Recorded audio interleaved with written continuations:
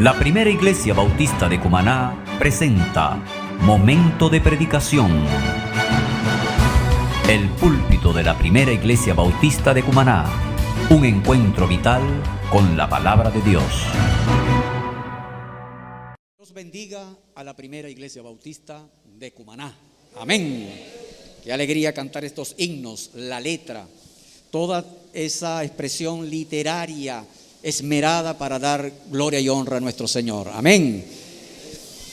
Quisiera que ubicar allí en el Nuevo Testamento la carta a los Efesios, capítulo 3, 14 al 21. Y me siga en esta lectura de la palabra del Señor. Efesios 3, 14 al 21. Por esta causa doblo mis rodillas ante el Padre de nuestro Señor Jesucristo, de quien toma nombre toda familia en los cielos y en la tierra, para que os dé, conforme a las riquezas de su gloria, el ser fortalecidos con poder en el hombre interior por su Espíritu, para que habite Cristo por la fe en vuestros corazones, a fin de que, arraigados y cimentados en amor, seáis plenamente capaces de comprender con todos los santos cuál sea la anchura, la longitud, la profundidad y la altura, y de conocer el amor de Cristo que excede a todo conocimiento, para que seáis llenos de toda la plenitud de Dios. Y a aquel que es poderoso para hacer todas las cosas mucho más abundantemente de lo que pedimos o entendemos, según el poder que actúa en nosotros, a Él sea gloria en la iglesia, en Cristo Jesús, por todas las edades, por los siglos de los siglos. Amén. Gloria al Señor. Un aplauso para el Rey de Reyes y Señor de Señores. Gloria, gloria a tu nombre, Señor Jesús. Gracias por esta hermosa palabra que nos regala en este momento. Amados hermanos, con esta porción de la palabra inicio una serie de prédicas, no sé cuántos domingos, pero les anticipo de que cada verso de esta palabra que está expresada aquí tiene profundidad, tiene un manantial de riqueza espiritual para todos nosotros. Y hoy quisiera detenerme tan solo en la expresión que aparece en el verso 14, por esta causa, por esta causa. Por esta causa estamos aquí, amados hermanos. Por esta causa, un día Dios entró a tu vida a través de Cristo para cambiarla. Amén. Por esta causa está la iglesia en el mundo. Por esta causa estás vivo hoy para Él. Por esta causa. Y esta expresión, amados, quisiera traerla con todo lo que ella aún deja por todavía escudriñar y desarrollar y comprender en todo lo que es la Biblia. Porque todo esto viene del plan de Dios desde que hizo el mundo, la creación, y predestinó y planificó todo conforme a su señorío y sus designios. Cuando hablamos de causas, hablamos también de luchas. Casi que es un lugar común decir en lo espontáneo, de lo cotidiano, que cuando saludamos a alguien, ¿cómo estás tú? Y la gente suele responder. Nosotros también decimos, aquí estamos, en la lucha. El hombre, el ser humano, somos conscientes de que cada levantar, cada amanecer, comenzamos una tarea. Y a veces antes de levantarnos, peleamos una batalla, peleamos una lucha. Cuando hablamos de una causa, hablamos de una razón también. Hablamos de un sentido. Déjeme decirle, hablamos del por qué y el para qué de algo, de una obra, de un determinado proyecto, de una justificación. Defender una causa es dar razones de ella. Una lucha sin causa sería un sinsentido. Y recordaba esta mañana esa película muy famosa en los años 60, 70, pero que se filmó en los años 50, de James Dean, titulada Rebelde sin causa. Una película que hablaba ya en aquellos tiempos de la rebeldía de la adolescencia, del joven que no encuentra cómo encajar en un mundo que le parece no estar a la medida de sus deseos. Y a veces a menudo recurre a la delincuencia, al vicio, a la rebeldía contra la familia. Ya en los años 50, estas películas eran de visión común en Hollywood para poner al destape o al desnudo la sociedad de aquel entonces, que luego se haría más todavía en los años subsiguientes, tendría más relevancia, ¿no? Y este rebelde sin causa no es otra cosa que hacer de la rebeldía su propia causa. Si no tengo causa, mi rebeldía es la causa. Y hoy se escucha en muchos discursos por allí un llamado a la rebeldía, una exaltación a ser rebelde, ¿no? Una forma sutil de convocar todas las formas contrarias, opositoras del ser humano. El problema es contra qué te opones, contra qué. No hay causa sin lucha. Y en este mundo lo sabemos, amados hermanos. Aún el apóstol Pablo, en esa carta que sigue más adelante, en la carta a Colosenses, versículo 1 del capítulo 2, si quieren no lo busquen, yo les digo acá, dice: porque quiero que sepáis cuán grande lucha sostengo por ustedes y por los que están en la Odisea y por todos los que nunca han visto mi rostro. O sea, es una lucha por los que están ahorita, por los que están más allá y por aquellos que todavía no me han visto también. Una lucha sostengo, decía el apóstol Pablo.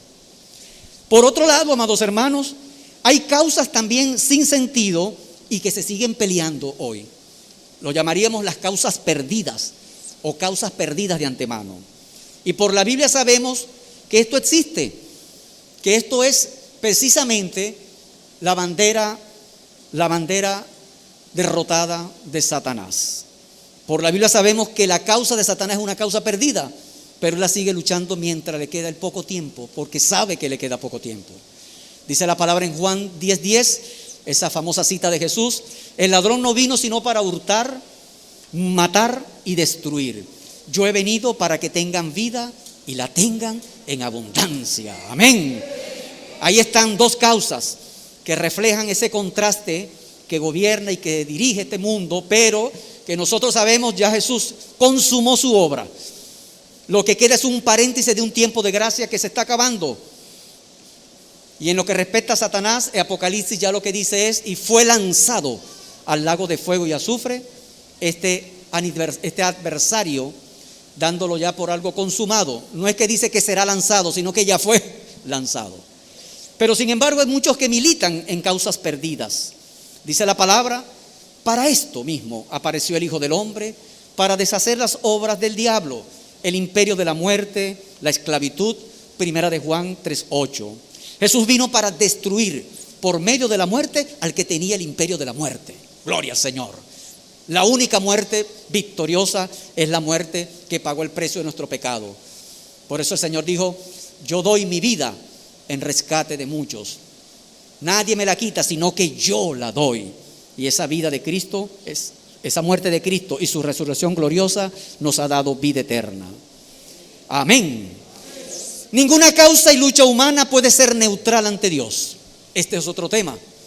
Sea como fuere, el hombre no puede escapar de dar cuentas de sus luchas y causas, aún esté equivocado o no. Y tal vez Jesús lo resumió en una frase muy dura, muy contundente, por cierto, que a veces ha sido expropiada por discursos ideológicos, pero el único que puede pronunciar esto es Jesús.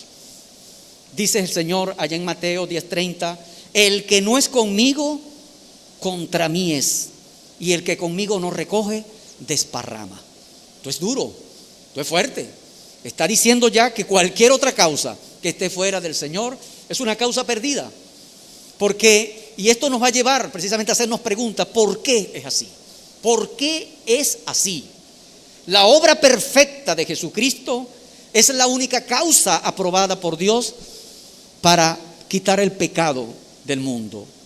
Si Jesucristo no está reinando en tu vida, amigo que me escuchas, entonces usted por ahora no es parte de esta causa de fe en Él. Fíjense que digo por ahora, porque estamos todavía a tiempo. Saulo de Tarso fue un ejemplo de esto.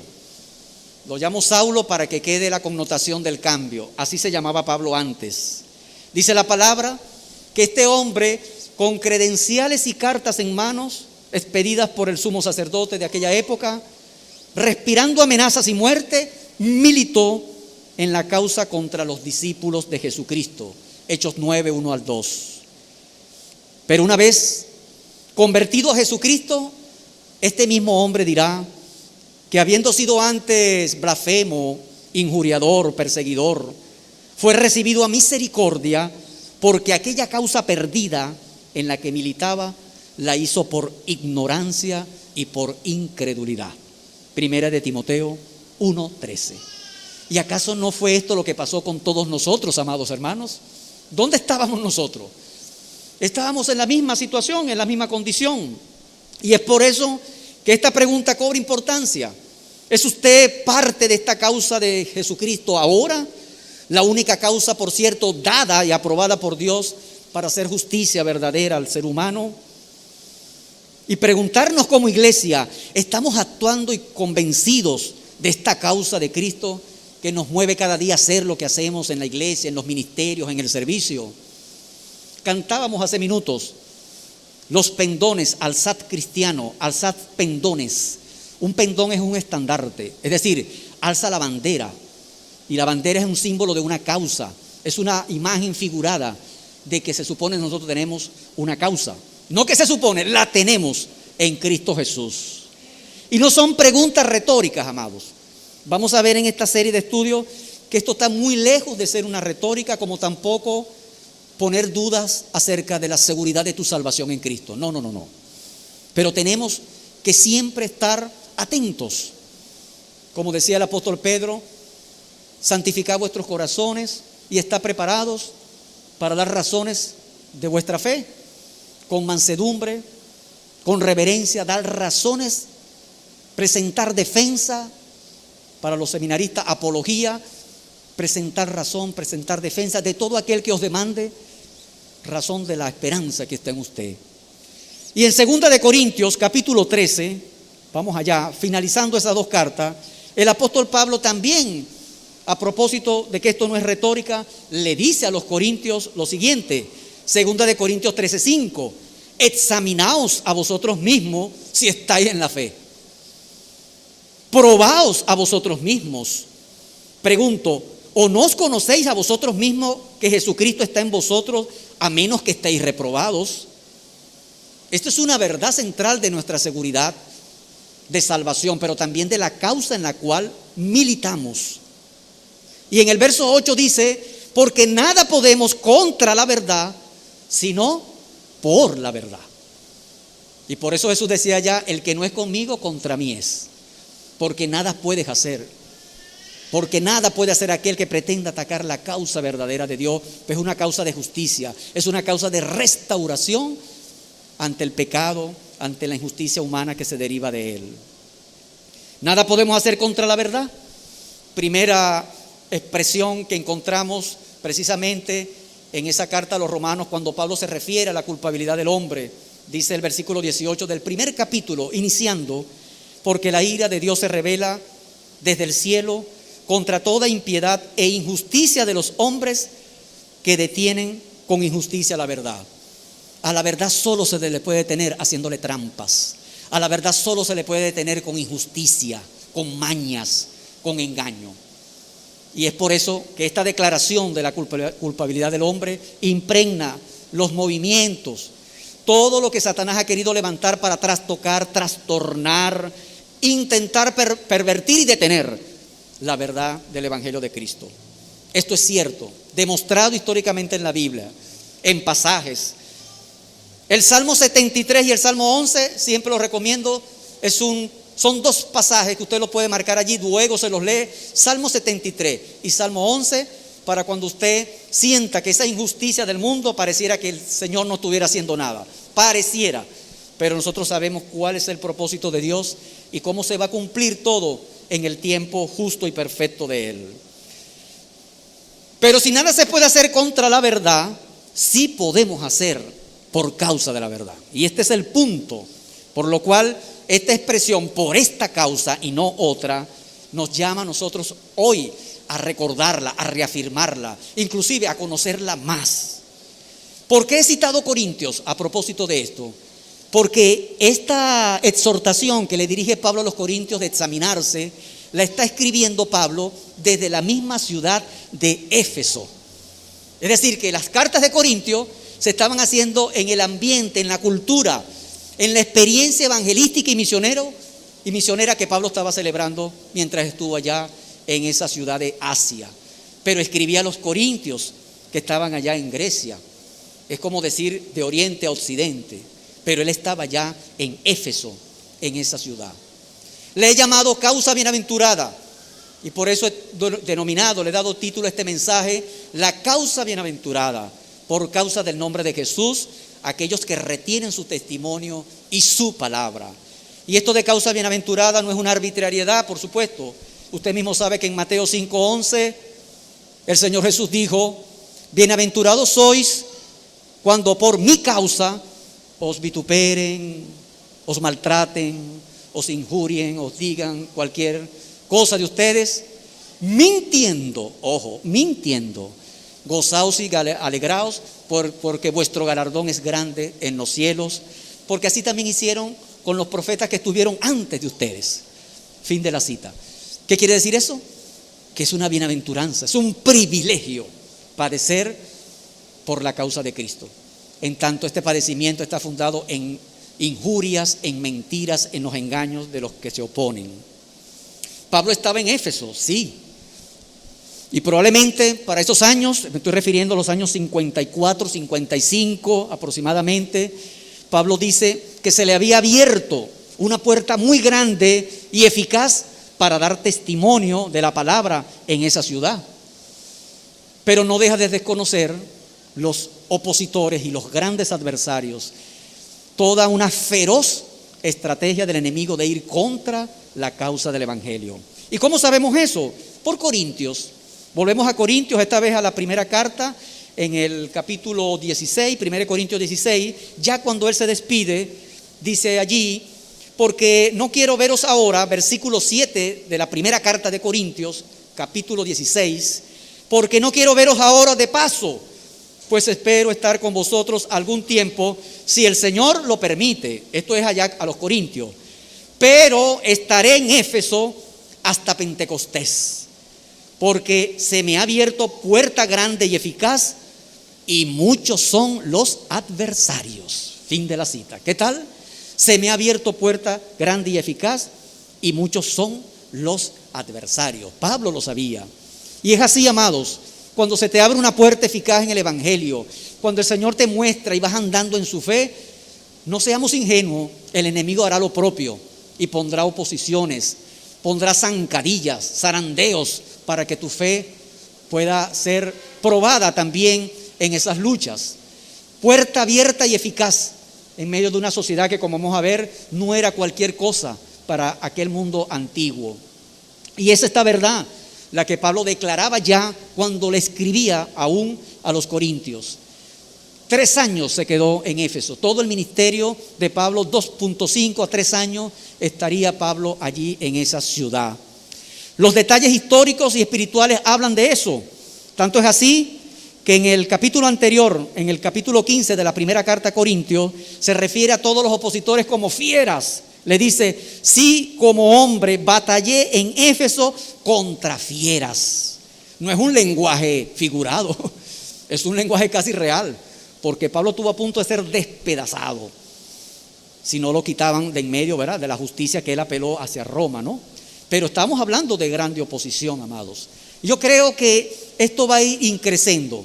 Nosotros tenemos ciertas libertades, pero no sabemos hasta cuándo este camino estrecho se haga aún más estrecho, cuando la gente no sufrirá la sana doctrina y comenzarán a haber también ataques al evangelio del Señor.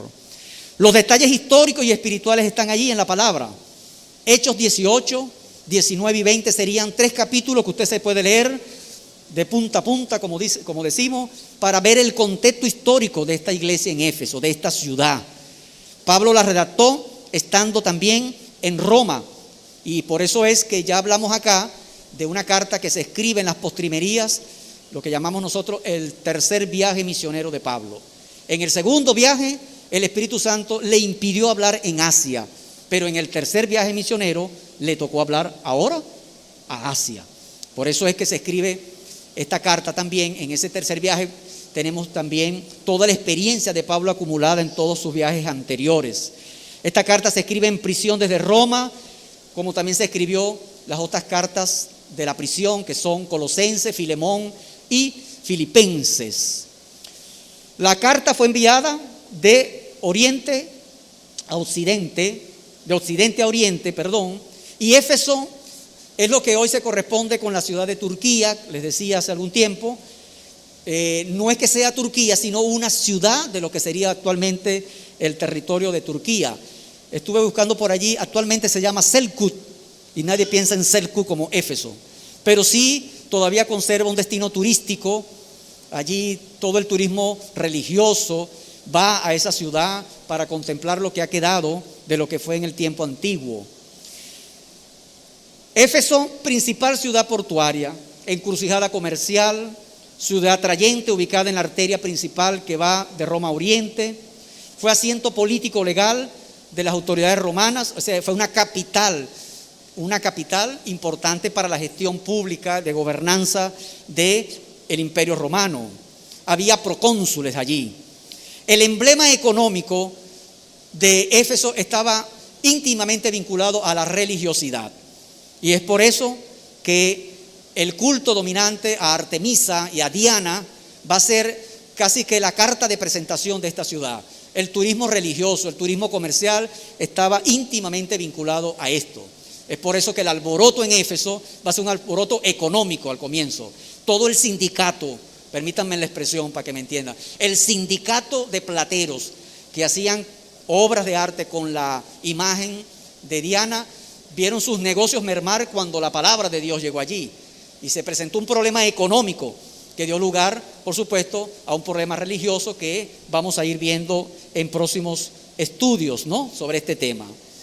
Artemisa para los griegos, Diana para los romanos, indica allí que este culto se logró como legitimar parte de la cultura greco-romana. Era llamada la Señora de Asia, así llamada por su templo, considerado una de las 7 maravillas del mundo, y que cuando leía este dato, el catálogo de quien hizo y catalogó las 7 maravillas del mundo, dice él mismo que él quedó maravillado de los jardines colgantes de Babilonia, del mausoleo, de otras obras, de las pirámides, pero cuando vio, dice él, el templo de Artemisa, quedó realmente impresionado por lo que vio allí, ¿no? De modo que estamos hablando de una ciudad esplendorosa, un arte arquitectónico del mármol, casi las ciudades de mármol, biblioteca, ciudad ilustrada, escuelas de retórica de la cultura griega. Allí había nacido Heráclito, y toda esa escuela materialista tenía una importante presencia en la filosofía, abrazaba mitos, genealogía. El horóscopo que conocemos actualmente de los signos del zodíaco tiene gran relevancia del origen en Éfeso, porque la corona que tenía Diana tenía los signos zodiacales. Por fin, bueno, podríamos pasar más tiempo en esto, pero hablábamos de una cultura de idolatría pujante en el comercio, pero de gran influencia para aquellos que vivían allí. La iglesia de Éfeso estaba conformada por judíos y gentiles paganos, convertidos, pero más aún desafiados a convivir juntos. Eso suena reiterativo, pero para un judío convivir con aquellos que eran gentiles no era fácil. De allí siempre fue la oposición y siempre las divisiones para que ellos entendieran que la iglesia de Cristo es una sola. Además, pensando, por ejemplo, y esto es vamos a llamarlo así, esto es algo que quiso el Señor que coincidiera. Estamos en el mes de marzo, y en Éfeso, en el mes de marzo, se celebraban las fiestas matronales de Artemisa, donde se le rendía culto, viéndola como madre, como nodriza, porque el torso de ella tenía hileras de senos. Por lo tanto, las mujeres que no podían tener hijos peregrinaban a Éfeso para lograr pedirle a los dioses y diosas, a esta diosa, para tener la procreación o para poder embarazarse. La hechicería era moneda corriente en Éfeso. La idolatría y la superstición dominaban el pensamiento, y por algo que también llama la atención, había una gran prominencia de participación de la mujer en la cultura. La mujer tenía un rol protagónico en la ciudad, y esto es algo importante tomarlo en cuenta. La mayoría estaba influenciada por el culto, y era muy peligroso también verlas tomar protagonismo en la iglesia, Por eso cuando leemos en Timoteo que la mujer no enseñe y no entendemos este contexto, lo que está previniendo Pablo era precisamente eso, que había un gran respeto a la autoridad femenina en la enseñanza, en la idolatría de aquella ciudad.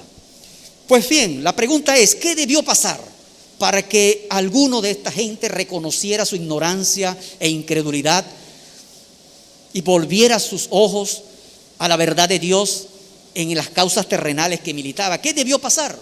Y la respuesta fue lo mismo que le pasó a Pablo, amados. Porque Pablo, vean lo que era. La respuesta no tiene otro nombre que decir conocer a Jesucristo, amado. La causa bienaventurada. Ese es el punto. 3 veces en esta carta a los Efesios, el apóstol Pablo repite esa expresión. En el verso 15 del capítulo 1, por esta causa también yo. En el capítulo 3, verso 1, por esta causa yo, Pablo. Y en este pasaje que estamos considerando, por esta causa doblo mis rodillas. Y eso es importante, reconocer en qué causa estamos, bendito Dios. Y que nosotros debemos ante ti dar cuenta del compromiso, de la fidelidad y del amor que exige militar en esta causa. Pablo dice en Efesios 1:1, yo, Pablo, apóstol. Pero no podemos leerlo simplemente como una cortesía de presentación, sino porque precisamente ya en el Apocalipsis a esta misma iglesia, Juan, que también estuvo en Éfeso, Juan le va a reconocer a la iglesia de Éfeso que no se dejó meter por contrabando, falsos apóstoles. Le dice el Señor allá, mira, tengo algo que reconocerte, iglesia de Éfeso, que has probado a los que dicen ser apóstoles y los has conseguido que son falsos, que son mentiras. Eso se le reconoce a la iglesia de Éfeso, aunque se le olvidó su primer amor, y de eso vamos a hablar más adelante en próximas prédicas. De modo que esta causa reiterada nos permite a nosotros, hermanos, poner el punto sobre el énfasis, la reiteración, subrayar la causa que te hace a ti, amado hermano, que me hace a mí, que le hace a cualquiera que está escuchando estas palabras, interesarse, inquietarse por la salvación, inquietarse por el Evangelio de Jesucristo. Esta causa es una causa que no es en vano, déjame decirte, es la causa bienaventurada. Y lo primero que quisiera que anotaras, 2 puntos por esta mañana, es esta causa bienaventurada pone en evidencia la causa destructiva y depravada del pecado en el mundo y en la humanidad. Militamos en esta causa porque esta causa bienaventurada no esconde, no oculta, va a poner en evidencia la causa del pecado, esa causa destructiva que ha dañado al mundo, y para lo cual en la misma carta a los Efesios, en el capítulo 2, Pablo se referirá a esto de manera muy conocida para nosotros, pero es necesario leerla. Dice Efesios 2:1-2, y Él os dio vida a vosotros cuando estabais muertos en vuestros delitos y pecados, en los cuales anduvisteis en otro tiempo, siguiendo la corriente de este mundo, conforme al príncipe de la potestad del aire, el espíritu que ahora opera en los hijos de desobediencia. Nótese, cuando Pablo dice, siguiendo la corriente de este mundo, ubiquémonos en todo ese paneo que acabo de hacerle sobre lo que era la cultura grecorromana de aquel tiempo, en toda la influencia intelectual, espiritual, filosófica, en toda la influencia de idolatría que estaba dirigiendo la vida en esa corriente en la cual muchos habían caído. Y Éfeso estaba constituida, como dije, por judíos y no judíos. Y aquí se les reconoce a todos como muertos en sus delitos y pecados. La causa destructiva y depravado del pecado es algo que no podemos nosotros trivializar, ni naturalizar, ni mucho menos normalizar. Ni allá lo hizo Pablo, mucho menos nosotros en nuestro tiempo. ¿Cómo me he dado cuenta? Tal vez usted también se ha dado cuenta de que ahora cuesta mucho llamar a las cosas pecado. Se le llama anomia, se le llama a veces disfunciones, se le llama toxicidad. Comienzan a ser recubiertas de predicados y de categorías, de conceptos, de denominaciones que no hacen alusión al pecado. Déjame decirte que hablar del pecado es hablar de algo que contradice no el imaginario, no la norma moral de una humanidad, sino la norma de Dios. Pecado es lo que se opone, lo que contradice la perspectiva de Dios, lo que Dios ha dicho. El hombre puede idear conceptos que parecieran loables, pero el pecado está cuando aquello que estamos denunciando, aquello que está siendo injusto, es injusto respecto de la perspectiva de Dios. Por eso es que cuando decimos que alguien se ha arrepentido verdaderamente, es aquel que se ha arrepentido porque tiene un cambio de actitud frente al pecado y frente a Dios. Tiene que ser simultáneo.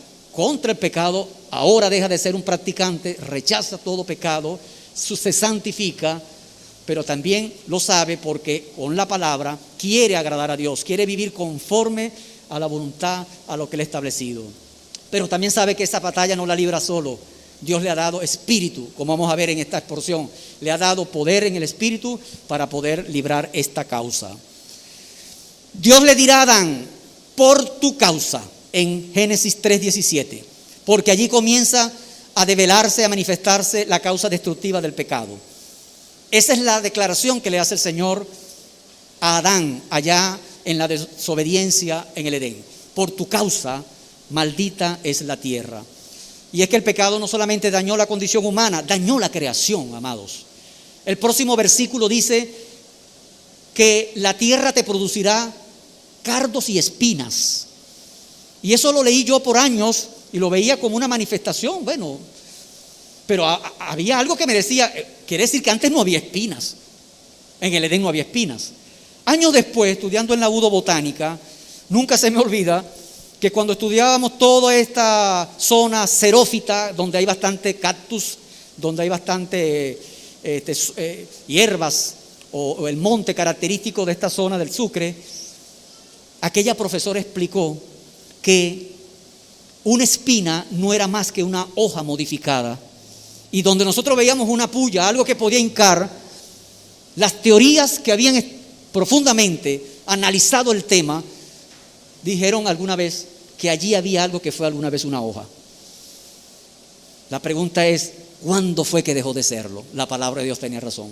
Hasta las plantas tuvieron que armarse. La espina habla de que se prepararon contra la guerra. Y cuando uno pregunta en una planta por qué tiene espina, es contra los depredadores, contra ciertos herbívoros que las plantas quieren que no la coman para poder perpetuar su semilla.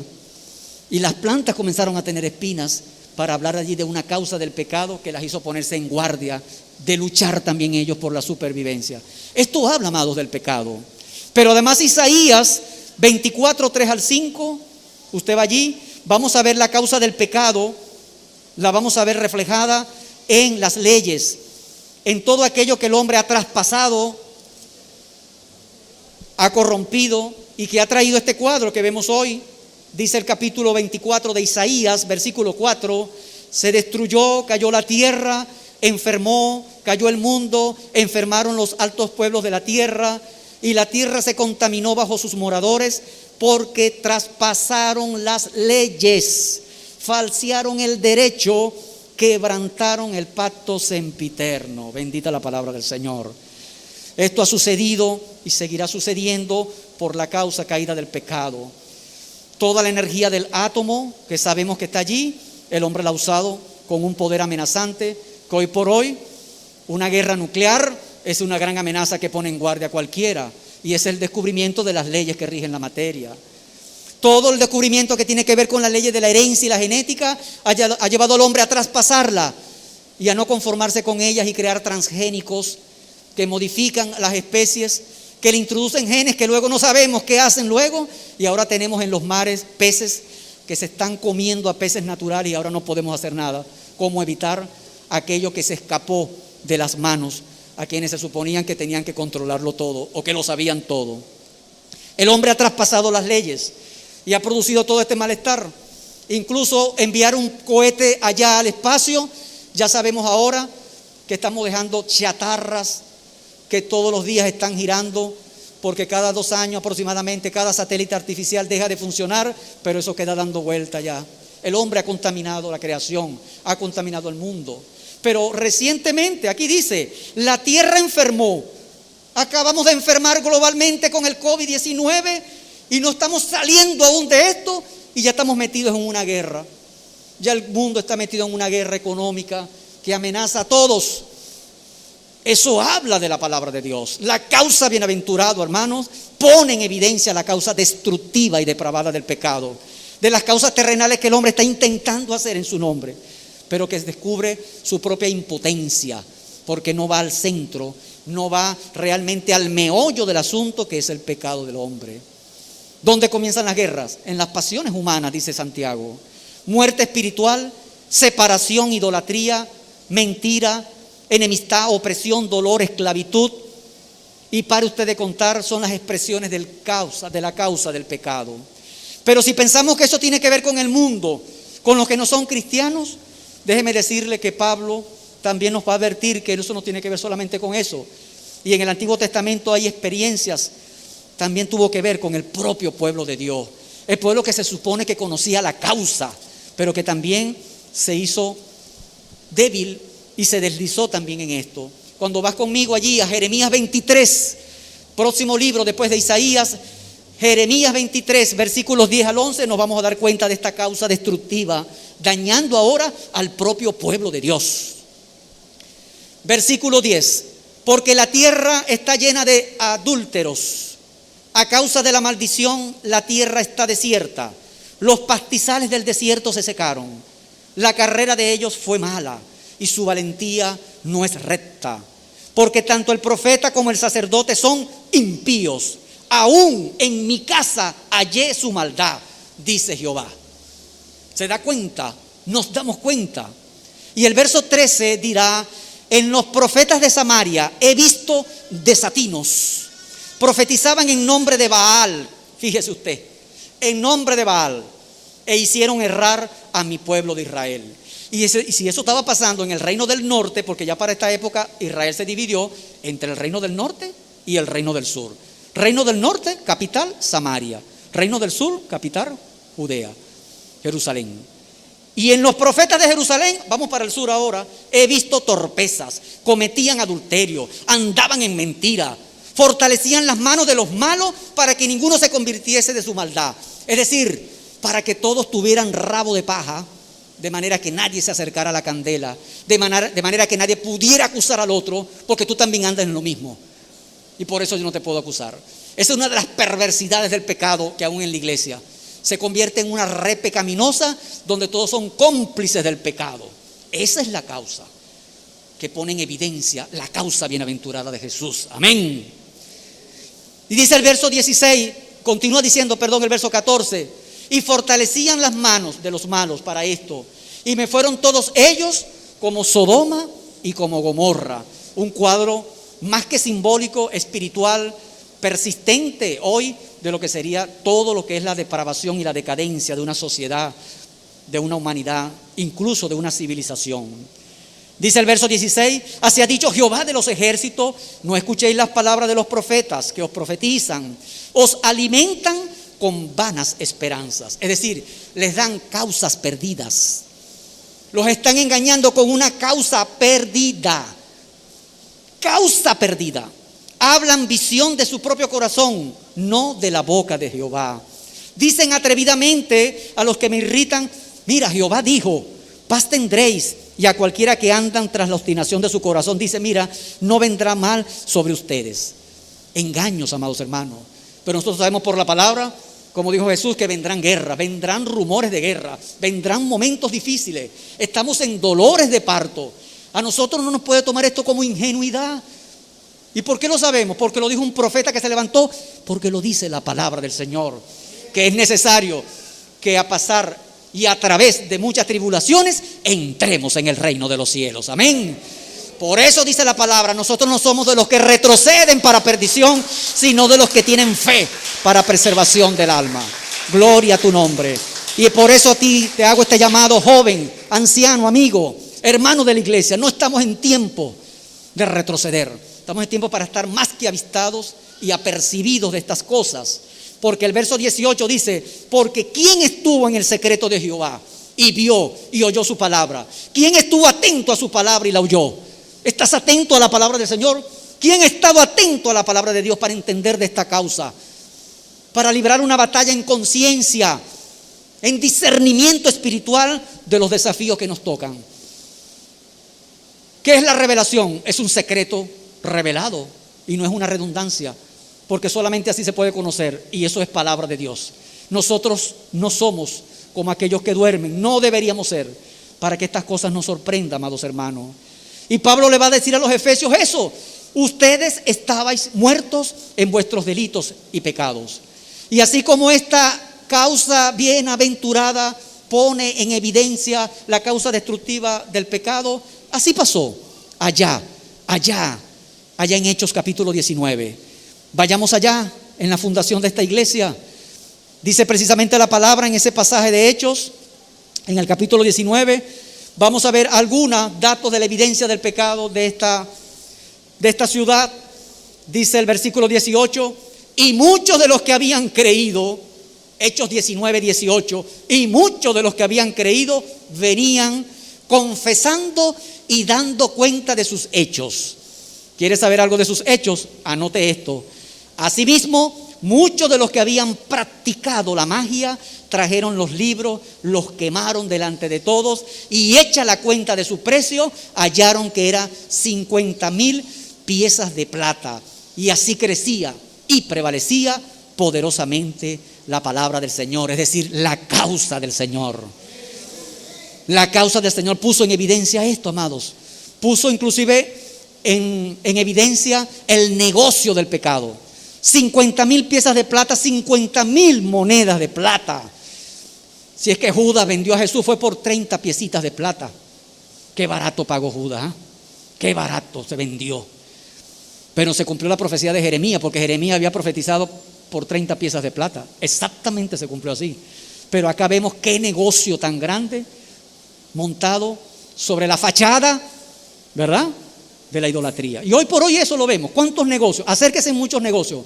¿Dónde están fundados la prosperidad, el sueño de desarrollo? Está fundado mucha gente en la idolatría.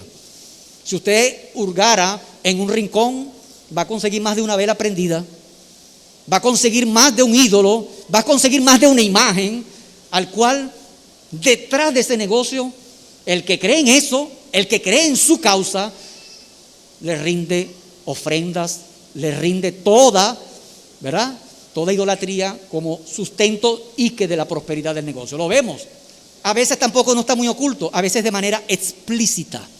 Si quiere, vaya a uno de los centros comerciales más visitados de esta ciudad y entra al primer piso y lo verá. No es un engaño, está allí a los ojos de nosotros. Pero, amados hermanos, la palabra nos dice que así como abundó el pecado, sobreabundó la gracia. Vean ustedes, como abundó el pecado, sobreabunda la gracia del Señor para salvación. Para que todo este cuadro, Señor, por tu palabra nos haga pensar y entender y valorar la causa en la cual nosotros militamos. Y esta causa se pone en evidencia en todo lo que significa una vida, amados hermanos, que nos llama a despertarnos, a buscar del Señor. Si usted va allí a la misma carta a los Efesios, vamos a ir siempre Corintios, Efesios, Hechos. Corintios, Efesios, Hechos, por las razones que les expliqué. Si usted va a Efesios, en el capítulo 5, 11, 13, el apóstol Pablo dice: no participéis en las obras infructuosas de las tinieblas. ¿A quién se lo está diciendo? A la iglesia. A la iglesia. No participéis en las obras infructuosas de las tinieblas, recordando esa ciudad, sino más bien reprendedlas, porque vergonzoso es aún hablar de lo que ellos hacen en secreto. Mas todas las cosas, cuando son puestas en evidencia por la luz, son hechas manifiestas, porque la luz es lo que manifiesta todo. Por lo cual dice: despiértate tú que duermes, levántate de los muertos y te alumbrará Cristo. Amén. Y ese es el Cristo en el cual nosotros creemos. Ese es el Cristo de Juan 3:16 precisamente. Ese es el Cristo que dice en Juan 3:16 esta palabra hermosa: de tal manera amó Dios al mundo que ha dado a su Hijo unigénito, para que todo aquel que en Él cree no se pierda, mas tenga vida eterna. Y en el verso 19 dice, a propósito de esta luz que pone en evidencia la situación del hombre, dice: y esta es la condenación, que la luz vino al mundo, pero los hombres amaron más las tinieblas que la luz. ¿Por qué? Porque sus obras eran malas. Pero además, porque todo aquel que hace lo malo, claro, aborrece la luz y no viene a la luz para que sus obras no sean reprendidas. Ese es el problema. Ese es el problema. Por eso el evangelio es incómodo.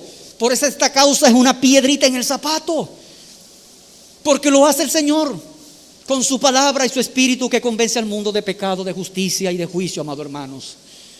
Y por si fuera poco, ya en Juan, el próximo verso le advierte a la iglesia: pero el que practica la verdad, viene también a la luz. ¿Para qué? Para que sea manifiesto que sus obras, es así, son hechas en Dios. Amén. La otra causa, nuestra causa, la causa bienaventurada que es el Señor. Esto es palabra que nos anima, y fue la palabra que puso en evidencia en aquel tiempo, como hoy, el desafío que nosotros tenemos, amados.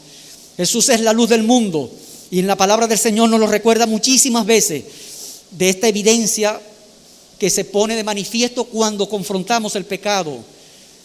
En el 8:12 de Juan dice que Jesús dijo: yo soy la luz del mundo, el que me sigue no andará en tinieblas, sino que tendrá la luz de la vida. Y yo quiero reiterarte esta causa. Yo quiero que usted que me está escuchando a través de Plenitud 94.7 FM te des cuenta que esta causa bienaventurada pone en evidencia tu condición, que necesitas arrepentirte, que necesitas dar un paso de fe por Jesús. En segundo lugar, esta causa bienaventurada tiene nombre. Gloria al Señor. Esta causa bienaventurada tiene nombre. Vamos a Efesios, lo vamos a encontrar en el capítulo 1, verso 10. Dice Pablo allí: de reunir todas las cosas en Cristo, en la dispensación del cumplimiento de los tiempos, así las que están en los cielos como las que están en la tierra. Es en el nombre de Jesús como esta causa bienaventurada tiene la esperanza, la promesa de restauración total de todas las cosas. Y este nombre, amados, fue el nombre al cual el Señor, allá cuando estaba siendo bautizado Jesús, se escuchó la voz que decía: este es mi Hijo amado, en quien tengo complacencia. Wow, este es mi Hijo amado. Y aquí mismo en Efesios 1, más arribita allí en el verso 6 dice: para alabanza de la gloria de su gracia, con la cual nos hizo aceptos en él, amado. Gloria al Señor. Esta causa bienaventurada tiene el nombre del amado. Y Cantar de los Cantares, ese libro famoso que despierta muchas inquietudes afectivas, dice allí que el amado es el esposo, el objeto de la admiración de la esposa. Y es un cuadro de la iglesia y de Jesús en sentido espiritual. Jesucristo es nuestro amado. Jesucristo es el esposo de la iglesia, así lo llama la palabra del Señor. Nosotros somos su esposa, a la cual se le ha concedido que se vista de lino fino y resplandeciente para recibir al Rey. Esto es palabra del Señor. Y esto es lo que nos hace aceptos en Él. Nos bendijo con toda bendición espiritual en los lugares celestiales. Es por esta causa del nombre de Jesús que entonces Pablo predica en Éfeso. Su prédica se vuelve persistente, incómoda, no solo a los judíos, por supuesto, sino a los gentiles de Éfeso. Y va a comenzar entonces a brotar un enfrentamiento de los nombres de las causas. Volvemos entonces allá a ese capítulo 19 de esta fundación de la iglesia, y vamos a encontrar que este nombre de Jesús comienza a presentarse en la boca de varios protagonistas. Por ejemplo, versículo 9 del capítulo 19 dice: pero endureciéndose algunos y no creyendo, vean lo que hacen, maldiciendo el camino delante de la multitud. Vean qué camino en sus Biblias aparece con C mayúscula, o sea, maldiciendo a Jesús. Y por tanto Pablo se apartó de ellos y separó a los discípulos. Vean, los protegió, los cuidó. Salgan de aquí, discutiendo cada día en la escuela de uno llamado Tiranno. Allí va a permanecer, verso 10, por 2 años. Y vean qué cosa tan extraña. Salió de una sinagoga para entonces reunirse en una escuela de retórica. Y por 2 años en una escuela prestada, gentil, allí tuvo Pablo predicando el nombre del Señor. Pero además sucede algo que va a mostrar el nombre de Jesús. Son los milagros extraordinarios de Pablo, pero también esos exorcistas ambulantes, verso 13, que invocando el nombre del Señor Jesús sobre los que tenían espíritus malos, dijeron: os conjuro por Jesús, el que predica Pablo.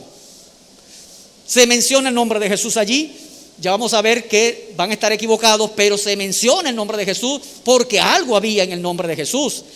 Pero hay un chasco, verso 15, respondiendo el espíritu malo dijo a Jesús: conozco y sé quién es Pablo, pero vosotros, ¿quiénes sois? Y el hombre que estaba el espíritu malo, saltando sobre ellos y dominándolos, pudo más que ellos, de tal manera que huyeron de aquella casa desnudos y heridos. Y el verso 17 dice: y esto fue notorio a todos los que habitaban en Éfeso, así judíos como griegos, y tuvieron temor todos ellos. Y vea lo que dice al final: y era magnificado, ¿quién? El nombre del Señor Jesús. Ese es el punto, amado. Que sean las luchas, que sean las causas, esa batalla la libra el Señor. Esa batalla la libra el Señor. Y en todas esas luchas vamos a ver cómo el nombre del Señor, cómo el nombre de Dios es glorificado, cómo es magnificado aún más en medio de una gran oposición. Hay otros ejemplos, pero quisiera de inmediato confrontarlos con los que están acá. Mientras esto sucedía, ¿qué va a hacer la sociedad? ¿Qué va a hacer el sistema? Poner también su nombre. ¿Qué va a hacer el mundo dominante? ¿Qué va a hacer la cultura dominante? Imponer también sus nombres. Si usted se va al verso 28 del mismo capítulo: cuando oyeron estas cosas, se llenaron de ira y gritaron diciendo: grande es Diana de los Efesios. Y como si fuera poco, en el verso 34 dice: pero cuando le conocieron que era judío, todos a una voz gritaron casi por 2 horas. ¿Qué dice allí? Grande es Diana de los Efesios. Ellos también, esas causas perdidas, pronunciaron su nombre y dijeron: Diana, Diana, por 2 horas. Amados hermanos, ¿qué decimos nosotros ante el Señor? A su nombre, gloria. Y pudiéramos decir no 2 horas, el tiempo que sea necesario: Jesús, Jesús, Jesús, Jesucristo vive y reina por los siglos de los siglos.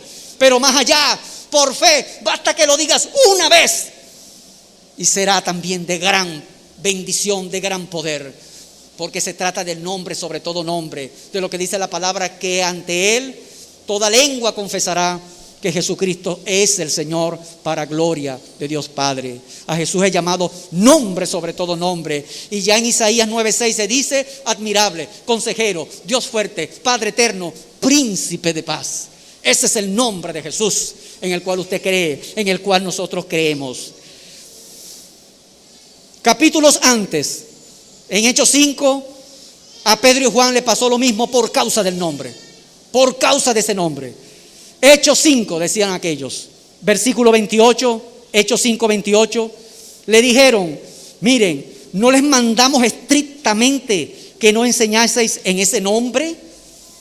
Y ahora habéis llenado a Jerusalén de vuestra doctrina y queréis echar sobre nosotros la sangre de ese hombre. ¿Se da cuenta?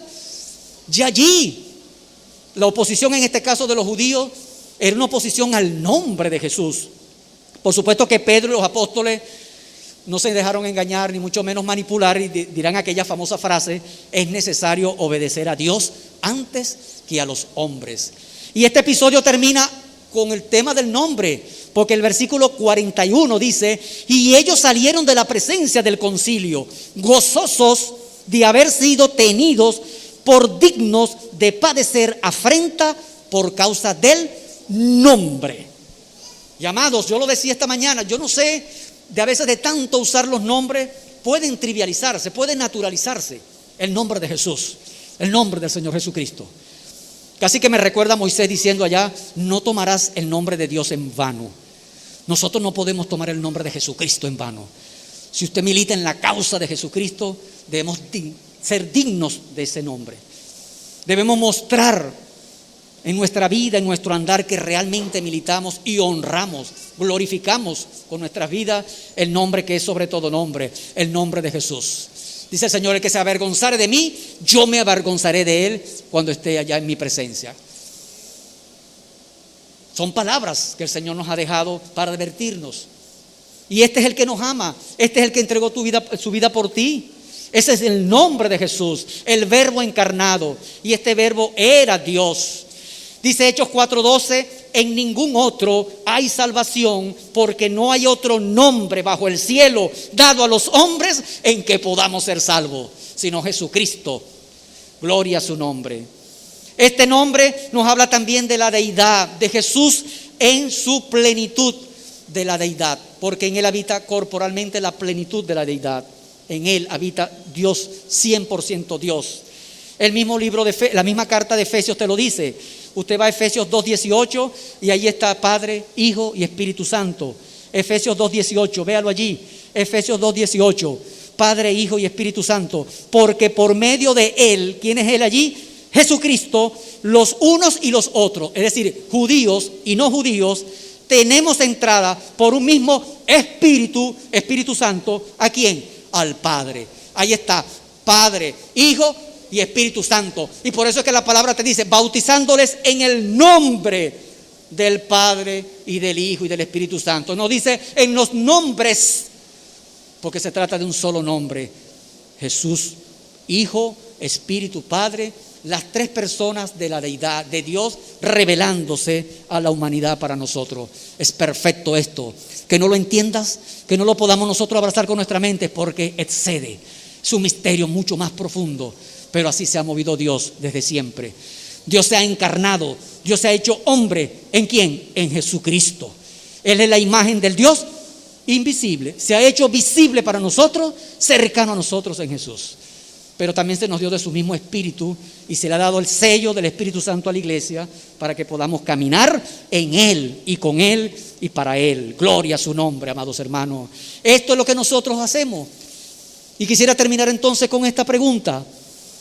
El demonio dijo allá, en ese pasaje de Hechos, conozco a Jesús. Pero cuidado, conozco a Jesús. ¿Cuál sería el conocer de este demonio que dijo allí? Conozco a Jesús y sé quién es Pablo. Es un conocimiento caído. Es un conocimiento con base a la naturaleza caída de ese espíritu malo. Y por eso que muchos creyentes, donde mora el Espíritu Santo, cuando son creyentes afirmados, regenerados por la sangre de Cristo, el maligno no les toca, pero reconoce que hay algo allí que mora en ti, que te hace distinto, discierne que hay algo distinto. Pero ese conocimiento es un conocimiento aún caído, amados hermanos. Es un conocimiento todavía en la vieja naturaleza, para aquel inclusive como nosotros. Es un conocimiento con los criterios del mundo. Fíjense que nosotros también conocíamos a Cristo según los criterios del mundo. ¿Qué es Cristo? ¿Qué es Jesús? Es un gran maestro. Es el Hijo de Dios. Pero eran palabras que salían de nuestra boca sin saber lo que estábamos diciendo. No lo habíamos conocido como era. No sabíamos qué estábamos diciendo. Se me parece mucho a Job cuando decía, hablaba lo que no entendía. Mas de oídas te había oído, mas ahora mis ojos te ven. Me arrepiento en polvo y ceniza. Es decir, un conocimiento verdadero, espiritual. Mucha gente cree que conoce a Jesús. Mucha gente cree que basta conocerlo intelectualmente. Si es así, déjame decirte que no tienes parte en esta causa. Y bíblicamente lo vamos a demostrar. Vamos a buscar 2 Corintios 5. Allí está escribiendo Pablo desde Éfeso. Vea lo que dice la palabra del Señor. Versículo 15. Este conocimiento del nombre de Jesús. 2 Corintios 5:15. Y por todos murió, para que los que viven ya no vivan para sí, sino para aquel que murió y resucitó por ellos. Esto es lo que se llama el evangelio condensado. Eso es lo que uno predica. ¿Qué es el evangelio? Ese versículo que está allí. Nosotros le predicamos a usted que Cristo murió por tus pecados, que resucitó y que ahora te dio vida. Pero ahora esa vida ya no es para vivir para uno mismo, sino vivir para Dios. Ese es el evangelio. Pero ve lo que dice el verso que continúa. De manera que nosotros de aquí en adelante a nadie conocemos según la carne. Y aún si a Cristo conocimos según la carne, ya no le conocemos así. Ya no puedes tú conocer a Cristo como lo conocías antes, porque ahora lo conoces siendo una nueva criatura, porque ahora lo conoces siendo morada del Espíritu Santo, porque ahora lo conoces sabiendo en quién has creído y estás seguro que ha guardado el depósito tuyo para aquel día. Ahora los conoces porque eres una nueva criatura. Y dice el verso 17, de modo que si alguno está en Cristo, nueva criatura es, las cosas viejas pasaron, he aquí, todas, hermanos, todas son hechas nuevas. Tu conocimiento del Señor ha cambiado. Gloria, gloria, gloria, gloria a su nombre. Y yo le digo a cualquiera, y por eso predicamos, cuando la gente nos dice, no, yo he escuchado hablar, sí, yo he conocido, yo he escuchado hablar. Es el conocimiento en la carne, ese es el conocimiento antiguo. Pero una vez que uno entiende el Evangelio, una vez que el Espíritu Santo, quien hace la obra para hacer comunicable este mensaje, ya no le vamos a conocer de ahora en adelante como le conocíamos antes. Lo vamos a conocer es por la palabra de Dios que vive y reina para siempre. Amados hermanos, debemos dar gracias a Dios de que estamos en esta causa bienaventurada. El conocer el nombre del Señor Jesucristo nos reveló con su sacrificio perfecto la gracia redentora, la única respuesta y garantía de salvación para todo ser humano. No te puedes acercar a Dios y decir, aquí no ha pasado nada, porque déjame decirte, sí ha pasado tu pecado, pero también ha pasado algo mucho más abundante, que es la gracia que ha perdonado y ha quitado el pecado, que es el sacrificio de Jesús. Estamos en el verdadero, primera de Juan 5, 19, 20. ¿Y quién es el verdadero? Jesús. No podemos vivir jamás en la mentira. Tenemos que vivir dignos del nombre de Jesucristo. Amado joven, amado amigo, cuando te sientas tentado, cuando joven te sientas llamado a pecar, a buscar esas tendencias carnales, cuando te veas acicateado por amistades, por amigos, por lo que uno llama allí grupos que tratan de llevarte al pecado, recuerda la causa de Jesucristo. Cuando quieras tú, amado hermano que estás sirviendo, que a veces quieres tirar la toalla tal vez, o te sientes cansado, recuerda la causa de Jesucristo, quien te va a fortalecer para que sigas adelante. Y así en la familia, así en el matrimonio, así en cualquier empresa que tú hagas, recuerda la causa del Señor Jesús en tu vida. La causa bienaventurada de Cristo nos hace arder ante la injusticia de los hombres y mujeres esclavos del pecado, de los poderes demoníacos de la violencia, de la corrupción y de las tinieblas. La causa bienaventurada de Cristo nos hace inquietarnos por la ceguera espiritual de mucha gente, por la idolatría que está en el mundo. Qué hermoso que esa inquietud se traduzca en una vida que honre, que le sirva, que predique su nombre. Que Jesucristo, amado hermano, sea la causa de tu vivir. Que Jesucristo sea para nosotros la causa de nuestro andar, de tu pensar, de tu sentir. Y como cantaba Marcos Witt, Jesucristo sea el motivo de tu canción cada día, cuando te levantas, cuando haces algo, cuando te inclinas a Él. Cierro con estas palabras. Por allá en el año 1999, en un Congreso Mundial Latinoamericano internacional dedicado a la educación, el orador de orden, un peruano llamado Samuel Escobar, doctor en teología del Seminario Teológico Bautista de Easter, pronunció las siguientes palabras. Cito: quiero empezar haciendo profesión de fe en la esperanza cristiana. Y cuando alguien me hace la pregunta posmoderna, ¿por qué razón te levantas cada mañana? Yo respondo con gratitud, con modestia, pero con entusiasmo. Me levanto cada mañana porque Jesús entró en el mundo y en la historia. Y por eso es que hoy tenemos esperanza, y vale vivir, y vale servir, y vale aprender, y vale enseñar un día más. Ser cristiano implica afirmar nuestra esperanza en Cristo, nuestra esperanza, nuestra causa bienaventurada, diría yo. Fin de la cita. Amados hermanos, esa es nuestra causa bienaventurada, por la cual nosotros debemos animarnos a perseverar. Y la pregunta es posmoderna, ¿sabe por qué? Porque la posmodernidad habla del relativismo. La posmodernidad habla de que ahora tú no tienes proyecto, de que todos los grandes relatos de la modernidad cayeron, de que hay un desencanto en el mundo, de que cada quien es según cómo se levante cada mañana, de que las cosas hay que reeditarlas continuamente cada día. Pero nosotros tenemos una esperanza, nosotros tenemos una fe, nosotros tenemos un amor que permanece, y por lo cual cada mañana que te levantes, que abras tus ojos, la causa por la cual militas es una causa que es para vida eterna. No se desvanece, permanece y reina. Amén. Que nosotros podamos animarnos con esto. Seguiremos la próxima semana. Lo dejamos hasta aquí, hablando de esta causa. Hoy quisiera que te llevaras esa palabra. Por esta causa. Señor, bendito Dios, por esta tu causa estamos aquí. Y por esta causa bienaventurada que ha puesto en evidencia el pecado, también por esta causa bienaventurada queremos dar a conocer tu nombre, que es sobre todo nombre. Por esta causa bienaventurada, Señor, no tengo que hacerme preguntas de por qué motivo me voy a levantar mañana. Ya tú lo sabes, Señor. Ya tú lo conoces, Señor. Y más aún, Padre, quiero yo militar, perseverar en esta causa, Señor.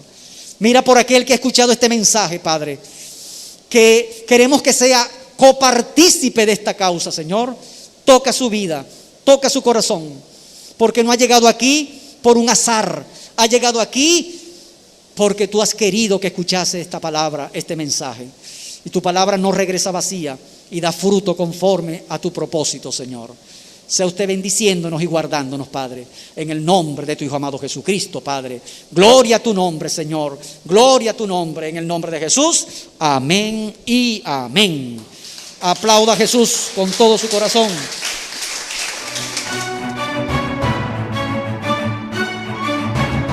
La Primera Iglesia Bautista de Cumaná presentó Momento de Predicación, un encuentro vital con la palabra de Dios. El púlpito de la Primera Iglesia Bautista de Cumaná.